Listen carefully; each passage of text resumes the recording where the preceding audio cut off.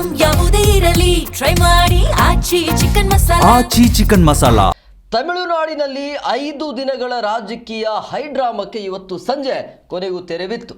ಏಕೈಕ ಅತಿದೊಡ್ಡ ಪಕ್ಷವಾಗಿ ಹೊರಹೊಮ್ಮಿರುವಂತಹ ಟಿವಿಕೆ ಮುಖ್ಯಸ್ಥ ವಿಜಯ್ ಅವರು ನಾಳೆ ನೂತನ ಮುಖ್ಯಮಂತ್ರಿಯಾಗಿ ಪ್ರಮಾಣ ವಚನವನ್ನು ಸ್ವೀಕರಿಸ್ತಾ ಇದ್ದಾರೆ. ದಳಪತಿ ವಿಜಯ್ ಅವರು ಇವತ್ತು ಸಂಜೆ 4ನೇ ಬಾರಿ ರಾಜ್ಯಪಾಲರನ್ನ ಭೇಟಿಯಾದರು. ಆರ್.ವಿ. ಅರ್ಲೇಕರ್ ಅವರನ್ನು ಭೇಟಿ ಮಾಡಿ ಸರ್ಕಾರ ರಚನೆಗೆ ಹಕ್ಕು ಮಂಡಿಸಿದರು.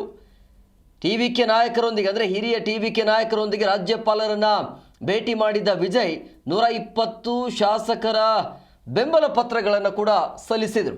ದಳಪತಿ ವಿಜಯ್ ನೀಡಿರುವಂಥ ಸಂಖ್ಯೆಯಿಂದ ತೃಪ್ತರಾಗಿರುವಂಥ ರಾಜ್ಯಪಾಲರು ಕೊನೆಗೂ ಸರ್ಕಾರವನ್ನು ರಚಿಸಲು ಆಹ್ವಾನ ಕೊಟ್ಟರು.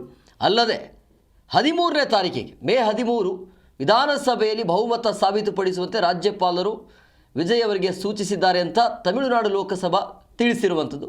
ಒಟ್ಟಿನಲ್ಲಿ ನಾಳೆಯಂತೂ ದೊಡ್ಡ ಕಾರ್ಯಕ್ರಮ ಮುಖಾಂತರ ತಮಿಳುನಾಡಿನ ನೂತನ CM ಆಗಿ ಪ್ರಮಾಣ ವಚನವನ್ನು ಮಾಡ್ತಾ ಇದ್ದಾರೆ.